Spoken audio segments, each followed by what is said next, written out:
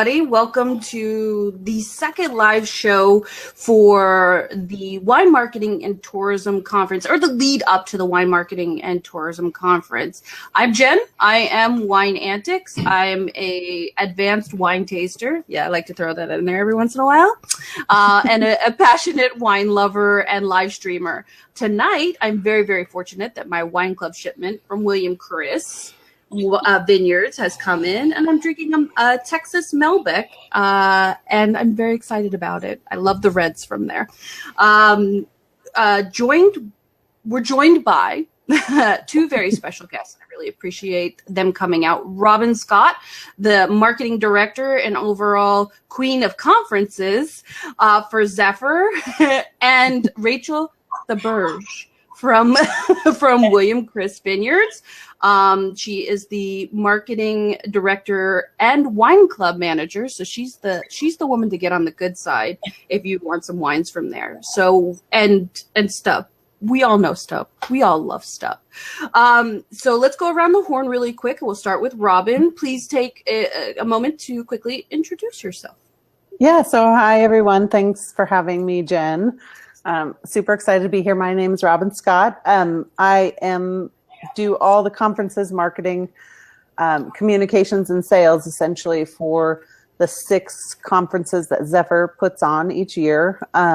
Most of you know our conferences, but we do 2 wine conferences, 3 beer conferences, and we also do a fitness conference.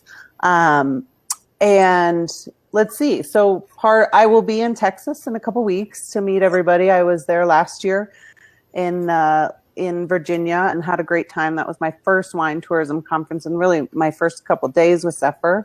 So it's been a really fun year coming off of the Wine Bloggers Conference and now into the Wine Marketing and Tourism. And super excited to be in Texas and to meet everybody. Yay! Rachel, you're next.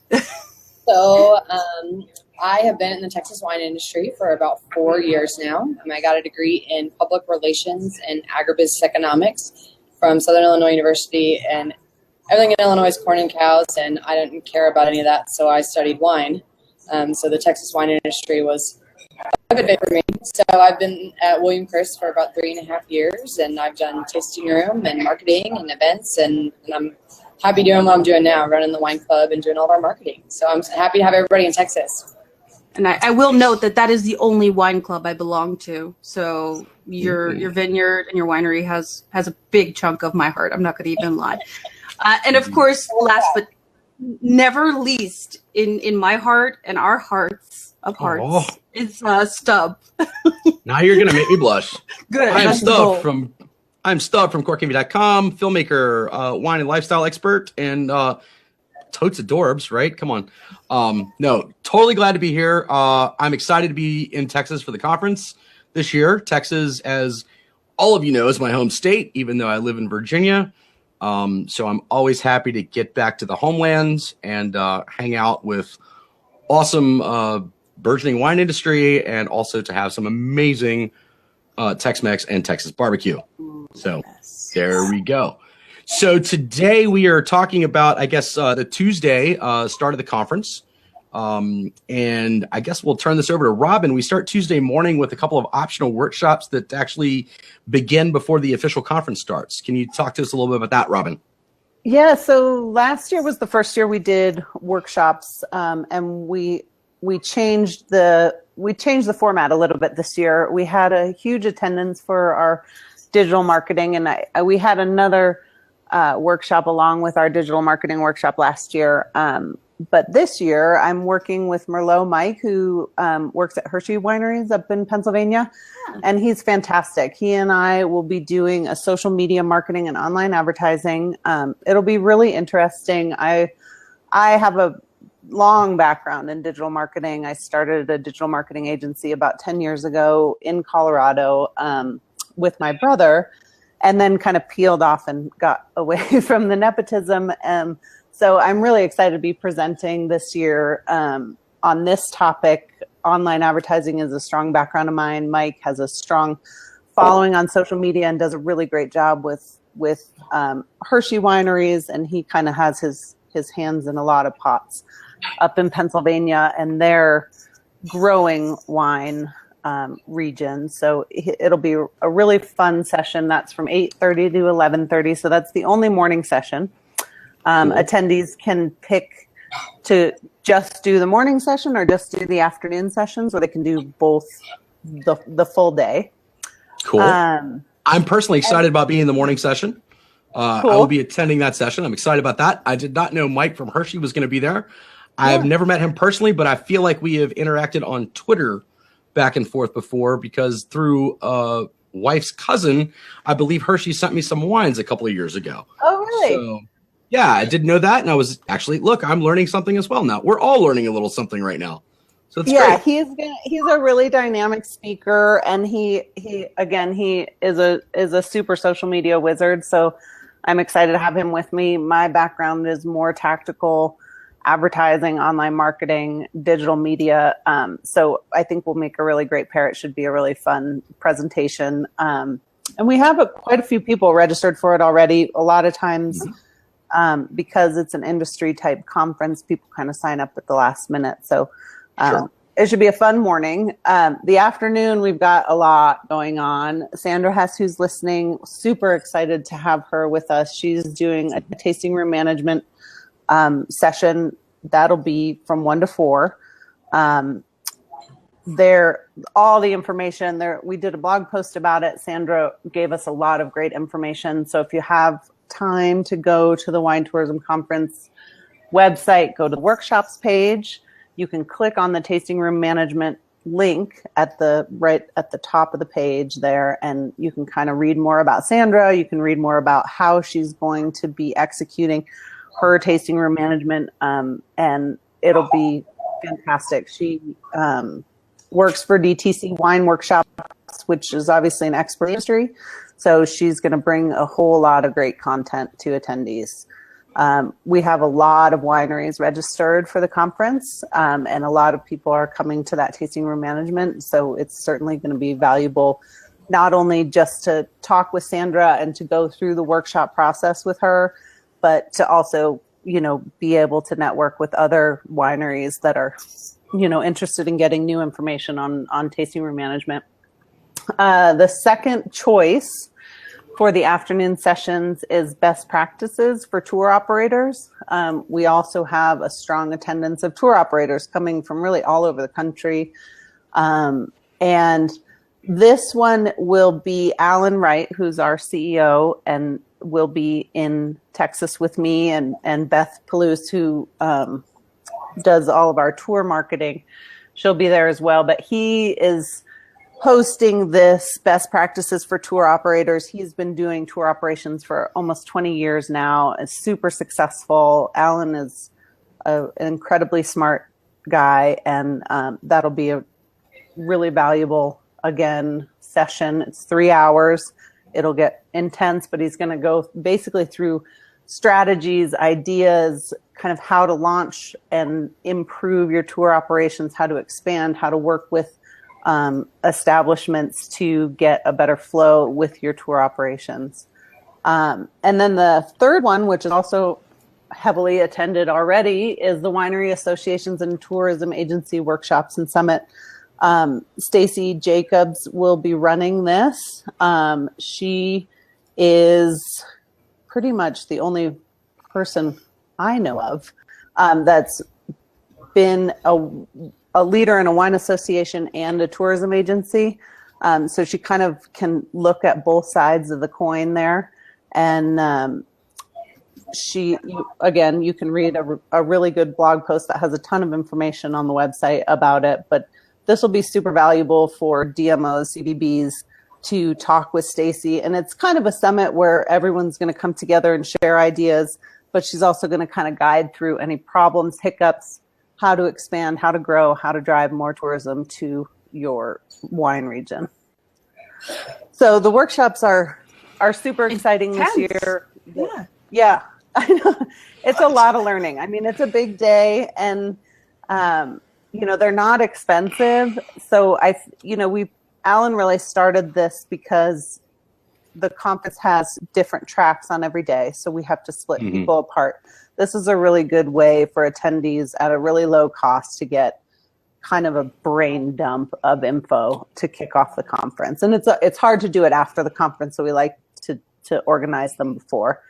And they, this year I think we have a fantastic representation coming for certainly for the afternoon and the morning.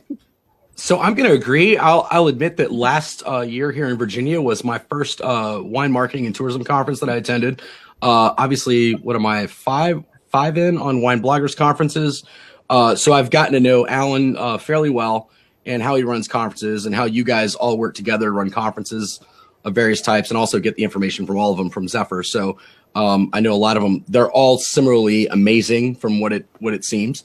But it does look like to me for the marketing and tourism conference this year, you guys have you've expanded the offerings for more specific down to your part of the wine industry, your being the royal you attending the conference, where you can really get specific information in certain sessions for what you do in the industry and get some advice from experts in that.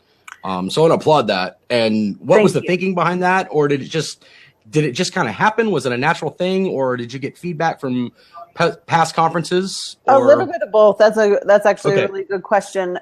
We do a survey after every conference, and we totally read those. We digest them as a team, the conferences team.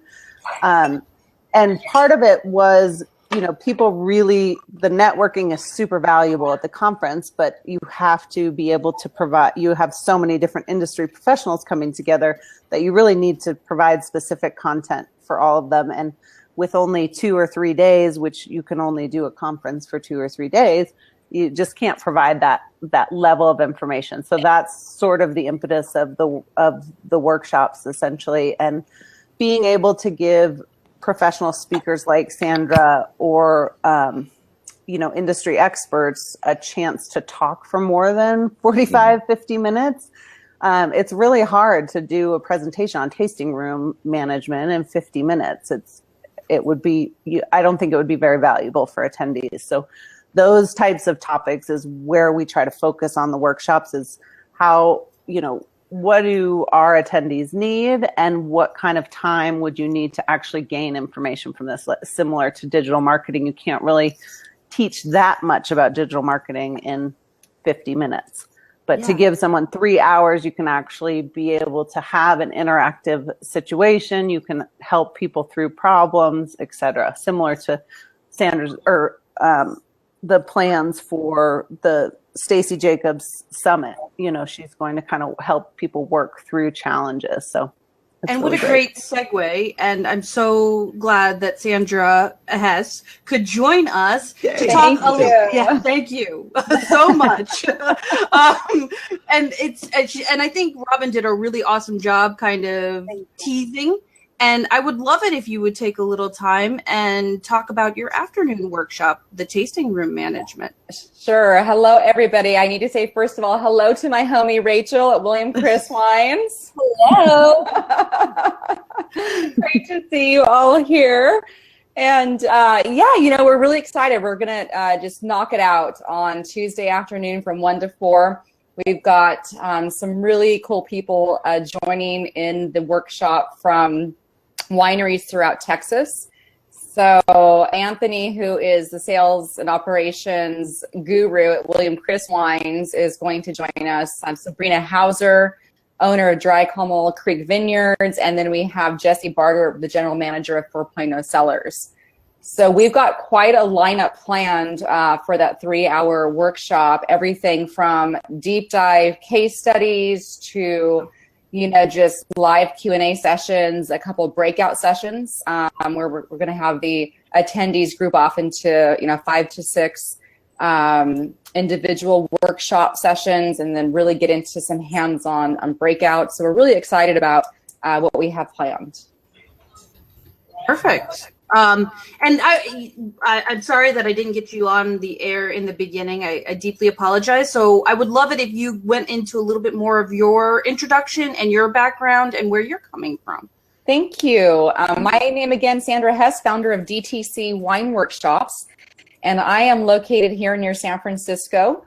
I support wineries of all shapes and sizes throughout the U.S. And so my area of expertise is really around direct-to-consumer technology meets best practices. So, as we all know now, DTC wine sales has reached $2 billion in wine shipped last year.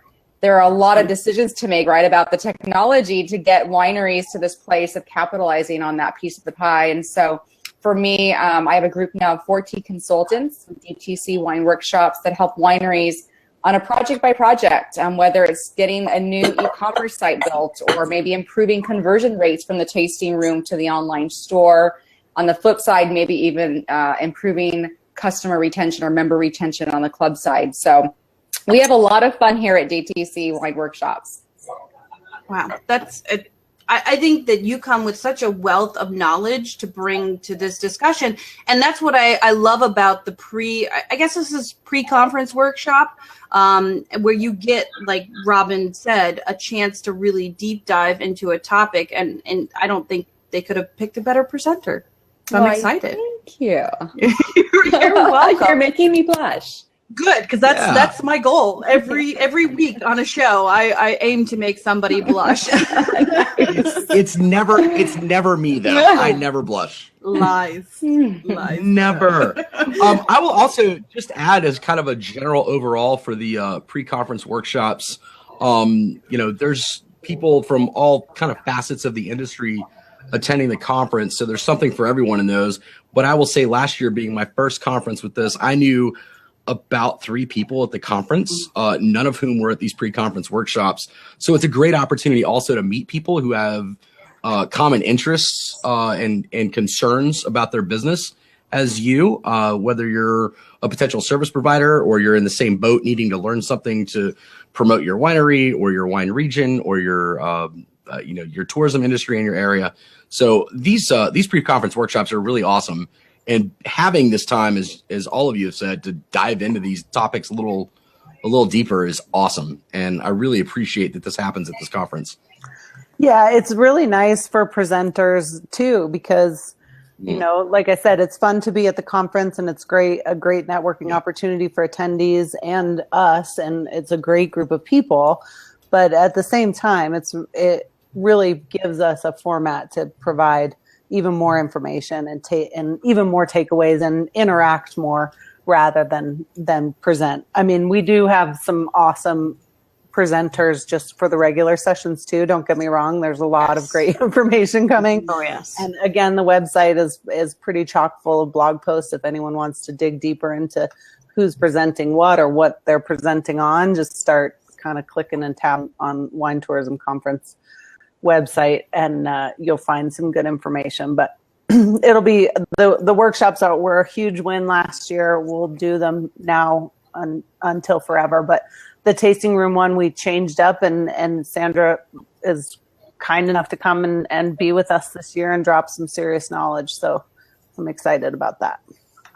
So for the conference workshops, this is now the Wine Marketing and Tourism Conference, which I would love for you to talk a little bit why the name has changed from the Wine Tourism Conference to the Wine Marketing and Tourism Conference. Are each one of these workshops really giving the attendee some perspective in relation to that name? Like, there's a good tourism, there's a good marketing? I think there is, but I wanted to hear your opinion. Yeah, no, that's also a good question. People do ask that, kind of why we modified the name. I guess the natural progression is the two go hand in hand. You can't be successful at generating tourism to your wine region if you're not doing your marketing well. And that's obviously become even more apparent with kind of the surge of social media, the surge of online advertising, the surge of having a mobile optimized website. All of these factors play into whether you're successfully promoting your wine region or your winery. And so we wanted to add marketing to basically just put it out on the table that those types of sessions needed to be a part of this in order for not only wineries, but DMOs and CVBs and wine media as well to get the information they need to essentially be successful online, which is how people are going to find them, how they're going to get more people into their tasting room, how they're going to be able to get more brand exposure, more exposure for their tour operations, more exposure for their blogs, etc. So there's not a wine marketing conference, so it definitely made sense to just add it to the title. Yeah. As far as the workshops go, you hit the nail on the head. We exactly go through those elements. So the morning workshop is all about online marketing. And, Mike and I both have a long history in marketing, and we'll be taking questions. So if there's anything we're not talking about, we certainly have good time to be taking, questions and answering attendees' sort of concerns on what they are or are not doing right in the world of marketing. And then we go into the nitty gritty. We go into tasting room management that focuses on wineries and how they can increase their tourism or their ROI, as Sandra said.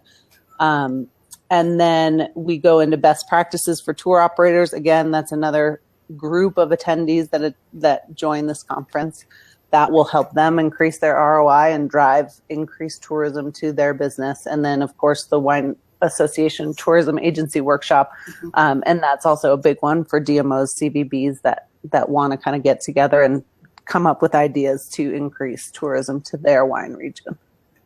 So, Robyn, can you remind us, how many years have you done the wine tourism or now wine marketing and tourism conference? We're we were in Napa in 2011. So we've gone to Napa, Sonoma, Portland, Paso Robles, Loudoun County, and now Fredericksburg. Okay. All right. Yeah. Are you finding that you have the same people attending, or do you find that you grab different people at every conference? Well, we do have a really good return group of alumni. Probably close to 60% of our attendees are return. I would say This year we're looking at closer to 40. Okay. We've had a great representation from Texas. We have a ton of Texas tour operators, really cool wineries coming. So our hosts and Texas Hill Country wineries have done an awesome job of getting the word out. Texas Wine and Grape Growers Association has also done a great job. So we have a really strong attendance from Texas, but in fact, we still have over 20 states plus Canada coming. So we kind of have a countrywide, representation, but a lot of great wineries from Texas too. So I asked that from just to ask you. So I know like some of the bloggers conferences or writing conferences that you guys do, it gets to be more of a family reunion type atmosphere with a lot of the attendees. I was asking from this, and once again, this is only my second time attending this particular conference that you guys do. Do you get that camaraderie? And I will say even last year I got this, but you get a camaraderie, you get an exchange of ideas, and there's not really a competition as much as there is a discussion of collaboration or exchanging ideas and trying to, give each other best practice ideas or maybe some tips on boosting a business, maybe in a lesser known wine region or something. Do you find that to be true after, I don't know, this is the sixth one now? Fifth or sixth one. So this will be our sixth year. 1, Right. 2, 3, 4, 5. Yeah, this will be our sixth year. That's also a good question. There is a different, there's a different vibe. Sure. I guess the way we look at it from a management perspective is this is an industry conference. So we're looking at not that wine writers and wine bloggers aren't industry professionals, but these are folks that are actually have their hands in the pot of what is turning money in the wine industry. And so when you look at a conference like that, the camaraderie still exists and everybody has a fun time. Last year was my first year and I had a blast and everybody was so great, but it's more of probably a professional connection to swap ideas. So, the networking is really, really valuable at this particular conference because not only is there not competition necessarily, but there's also an exchange of tactical ideas that have to happen to actually drive business. When you look at a bloggers conference, we're looking at more sessions to help develop somebody's career, and that's a personal career versus a true business. Right. Yeah, no, that's a great that's a great thing. But I know I believe Jackie from Visit Loudon is attending, who hosted the conference here last year. And Loudon did a great job. And from everything I've read, and I told Jen this as soon as you guys put your agenda out wholesale, I'm like, I'm from Texas and we're going to some awesome places and doing some cool stuff. Like, you guys really have a good thing. And I know a majority of the people from outside of Texas have no idea what they're in for. Just for the Texas-y-ness of the conference, I think that people don't have an idea of what they're in for that. Do you, Sandra and Rachel, agree with that? I am super excited. Yes. Rachel, what are your thoughts? Oh yeah, people are going to go crazy. Everything that you think about Texas, you're going to experience in this conference. The agenda and events are amazing. Nobody will be let down. You will leave Texas knowing about the full Texas experience. I wouldn't expect anything else. Texas Hill Country Wineries and Fredericksburg CVB and Go Texan came to us, and I know, Jen, I don't know if this is where you want me to talk about it, but this is kind of how we wound up in Texas. Was really, we're always interested in promoting emerging wine regions, and Texas has been on the map for a while. And when those three, again, Texas Hill Country Wineries, Fredericksburg, CBB, and Go Texan came to us, they just had phenomenal plans. And it's part of what you want to do for an industry conference is make it as interesting as possible. And Texas certainly brings a lot of interesting, not only scenery, wines, et cetera, but it gives us a great platform to kind of show attendees a new area that they may not otherwise have gone to check out. Right. Yeah. So I want to ask Rachel and Sandra this question, if I can. As someone who has worked as a blogger in the wine world and now does also provide services for wineries in the form of potentially writing or helping make promotional videos. Those are two different things for me. What I've noticed compared to other arenas that I'm involved with regard to beer, especially, the wine industry is somewhat slow to move sometimes to emerge and lean forward a little bit. But once again, I looked at the agenda for this conference and I'm like, wow, Texas is really rolling it all out there. Everyone's going to make fun of if they, hey, we're having dinner at Luckenbach, but that's a big deal. And people are going to think that's amazing and think it's a little shticky and kitschy if they don't know what that means.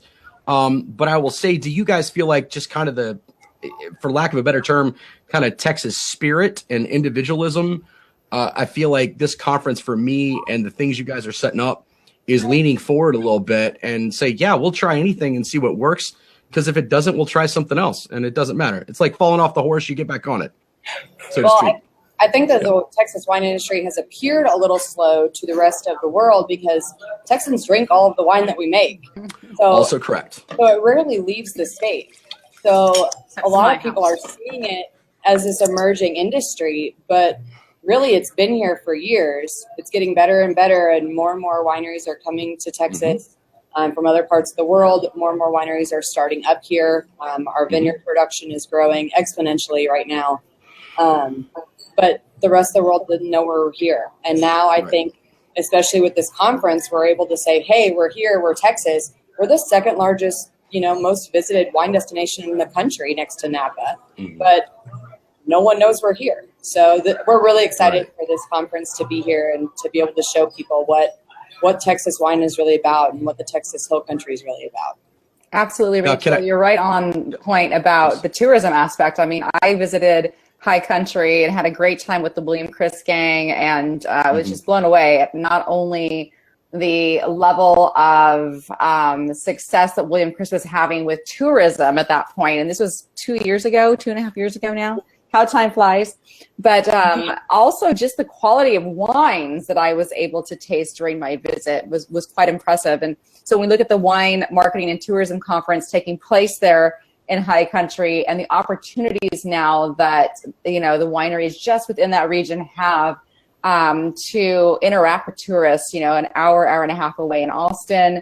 You look at the programs they're putting in place with more high-touch tasting experiences, catering to, various tour operators. that piece of the business from an experience and tourism component, I think, is equal to the experience that's happening with the wines. So super excited to talk more at the workshop also about how groups like William Chris and others are rolling out more like reservation style intimate tasting experiences. Mm-hmm. So you guys, I know most of Texas wine does get consumed there, and I do know this fact as well. Texas is about tied with Virginia as far as production of wine. Yeah. We're tied at about 5th. No, it's not fighting words. It's just, I mean, that's on paper fact. And once again, I'm a Texan at heart. I live in Virginia, so best of both worlds for all of the redheaded stepchild of the wine world in the country. But people think of Virginia, say, "Oh, there's wine in Virginia." People don't necessarily think there's wine in Texas. At least not people from outside of Texas. So what are y'all doing to promote Texas wine tourism outside of Texas? I mean, obviously you have Austin, you have Houston, you have San Antonio, very close. You have Dallas, not too far away. Huge. You have 3 of the biggest, 10 biggest cities in the country within a half a day's drive of you. So that's a huge industry. Are you trying to reach outside of Texas and get people from outside into the area? A little bit. I mean, it's baby steps. William Chris actually just got back from Chicago last weekend. We did 2 wine dinners downtown Chicago, which was really cool. We did tastings throughout the city with different restaurateurs and sommeliers. So it was really cool to be able to showcase Texas wine. And a lot of these people have never tasted Texas wine. They studied it, but they've never had the opportunity to taste the wine. So it was really cool to be able to see the look on their faces when they're like, "Oh, Texas makes wine. It's good." Crazy. So, I mean, it's just those small baby steps, showing different people it's one person at a time. And with such a great example of William Chris to talk about a tasting room and the successes of direct consumer sales, I wanted to, before we move on, give Sandra a little bit of an opportunity to tease the audience with a couple takeaways or some real highlights that the attendee or anybody out here is going to get from your services or your conference, your workshop presentation.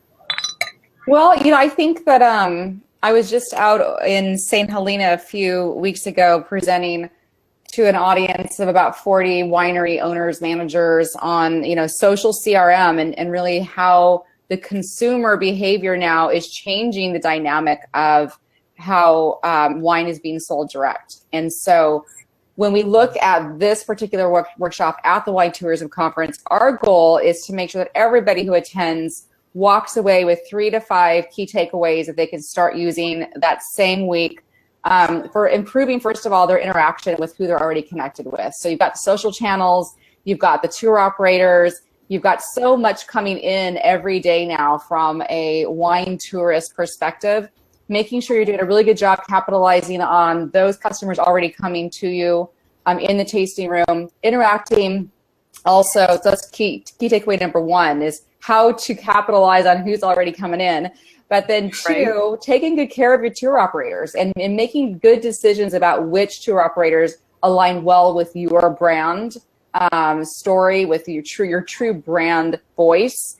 That's also going to be more and more critical for wineries, especially Texas as that region's booming from a tourism perspective, but all wine regions, you look at the Finger Lakes, those little guys over in Virginia, and, these regions that are absolutely booming and expanding. I had to get you there a little bit in Virginia. So number 2, we're going to really dig deep into aligning yourselves with the right tour operators.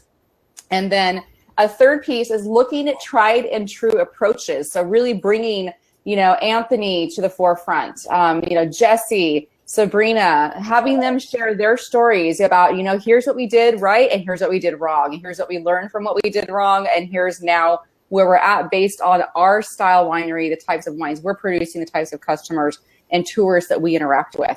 So number 3 is just really that, hands-on approach from people who are in the trenches every day serving that consumer.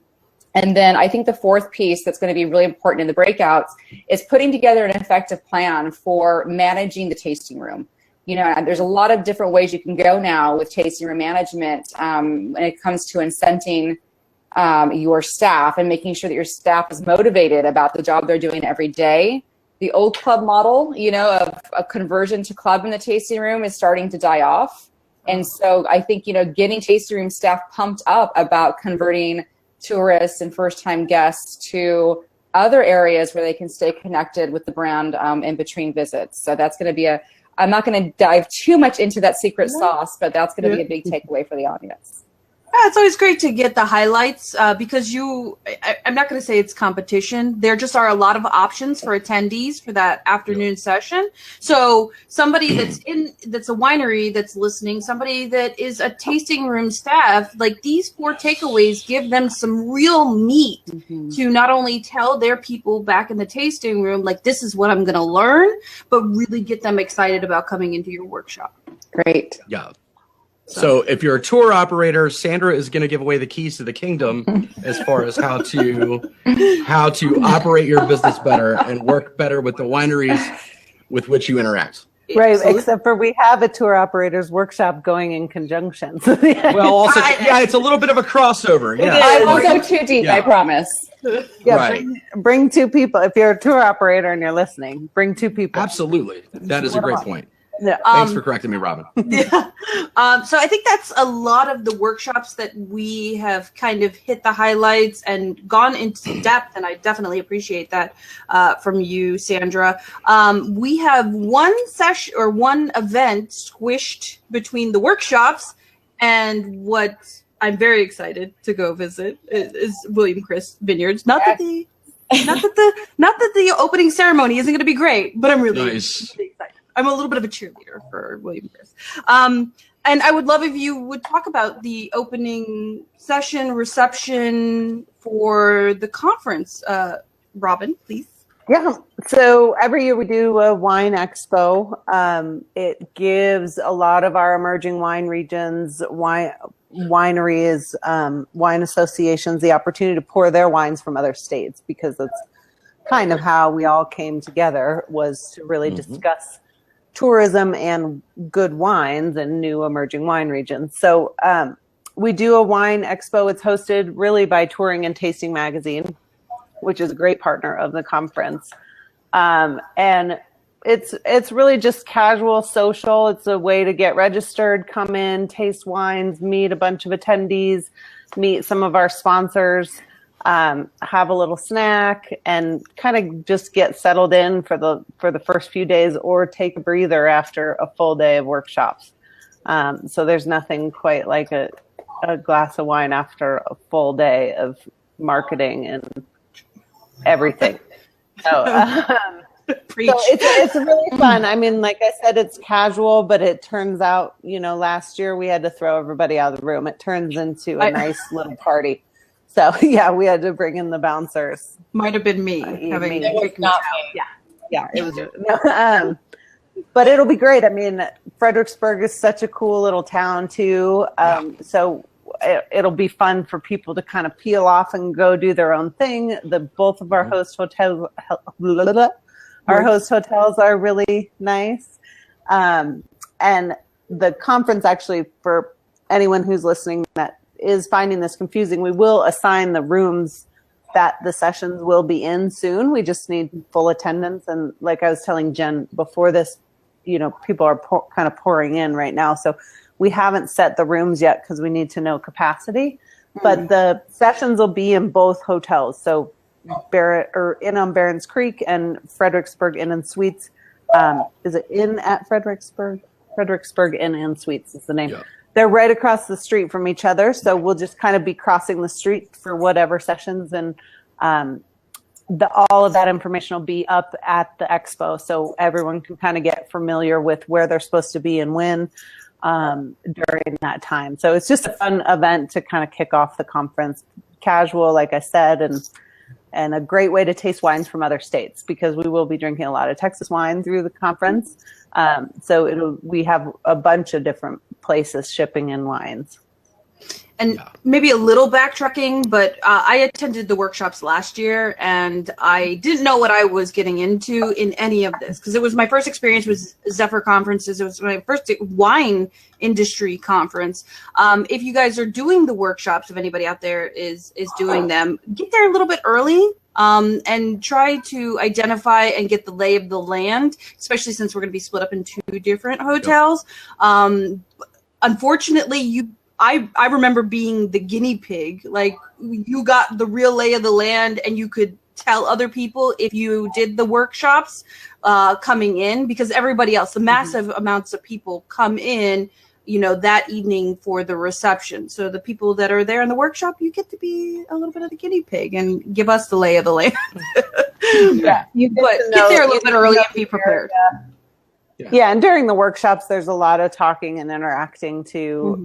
Certainly with Sandra's workshop, our digital marketing workshop will be similar to that too. So it's a nice way to get to know other attendees. So when you go to the expo, you kind of have your people. Yeah, so that's always nice. And I might just peel off here, Jen, unless you have other questions for me. As excited as I am for William's Chris dinner, I have a child to feed. Oh, like somebody needs to eat dinner or something? No, totally. Thank you so much, Robyn. Hi, absolutely. Yeah. Thank you. Thanks you guys so much. Robyn, thanks for joining. And I'll see you on the next show. I'll be watching if you need to peel me in like you did with Sandra. You guys are pros. Thank you so much. Indeed. Peel you Thanks in. a lot, Robyn. Talk to you soon. Bye, Robyn. Thank you so much. Yeah. Gosh. Okay, now that the boss is gone. I know, right? Now that the authority kidding. is gone. just kidding. So yeah, I think this is probably a good point to start to talk about. And unless Rachel, anything about the Texas wines that are going to be at the expo, we can move right into the dinner. Yeah, I don't know who all is bringing wine for the expo, but as the Texas wine industry has been growing, I'm sure there are going to be amazing wines for everybody to taste. So get excited. Okay. Oddly enough, at the opening expo last year, there were fewer Virginia wines as the host area in that opening expo than there were obviously at the rest of the conference when you had some of the other sessions and dinners and activities and stuff. So, but either way, it's awesome to taste wines from all over. And hopefully we'll get to taste some Texas wines there, because I think probably fewer people are familiar with Texas wines who are from, at least those coming from outside of Texas. So very excited. Oh, what do we got? Yeah. Bending Branch, Spicewood, Brennan, and Dukeman will all be providing the wines. Yes. Thank you. I assume that's January from Texas Hill Country Association, Winery Association. Excellent. Thank you for sharing that. That's Dukeman, not Duckman or Dutchman, right? Dukeman. I know. No. Watch out, January. People are going to say Dutchman, though. Everything is pronounced different than you think. So the expo wines are just Texas fine wines that we're going to get, which is different than last year where we got a very wide range. But that doesn't mean that there isn't going to be parts where we're going to get to taste like New Jersey wine we tasted this last year. So there'll be intermittent spots, and I know Michigan wine.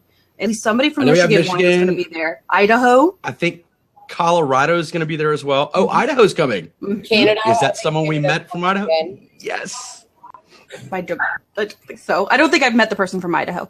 But so moving past the expo, which is a little bit of a pre tasting experience and lead up to the big event that I'm very excited about, the dinner at William Chris Vineyards. And it's because I've been there. I've been to the vineyard already on a very average day. I got an amazing experience and then saw the potential in the vineyards. And I'm very hopeful that it's going to be an outdoor dining experience. Well, you're in luck. So when Alan came to visit last year, when he was scouting locations for the conference, we were really happy that January brought him out to William Chris. So our idea is to kind of have a small progressive type of dinner around the William Chris property. So we're going to dine in the garden next to the vineyard, and we're gonna dine under the stars of the Texas sky, and then we're gonna finish up the evening with some baked fortified dessert wine outside of our Madeira house. So it's gonna be a really awesome experience. The chef for the evening enters a lot of Texas barbecue cooking competitions, so you will not be disappointed with your first, for these people that are coming in and will just be joining us that evening for the first time in Texas, will not be disappointed with the cuisine. We're having beef tenderloin and, apple cake and scallops, all sorts of fun stuff. So it's definitely going to be an exquisite Texas dining experience for sure. I'm going to link the website for William Chris Vineyard because it is an amazing. Okay, so I went to the bloggers conference and I did an excursion through Livermore in California, and we had this amazing outdoor alfresco dining experience at Concannon Vineyard. I akin this experience to the Texas equivalent. It's not California. Texas is not California. The wines are on par quality for sure, but it's a different atmosphere. It's a different flavor of food, a different flair of hospitality, and I'm honestly very excited because I've been there. I've been to the tasting room. I know how hospitable you guys are. Yeah, we're very laid back. We have top quality wines. That could put California, run for their money. But it's different varietal, different things that a lot of people in the United States haven't had. We grow a lot of Mourvedre, Tempranillo. So just amazing things that won't disappoint. And we're going to have live music at the dinner, some cool Texas, folksy stuff. Everybody will have to teach you how to two-step before we go to Lukenbach the next night. So it'll be a good practice run for everybody.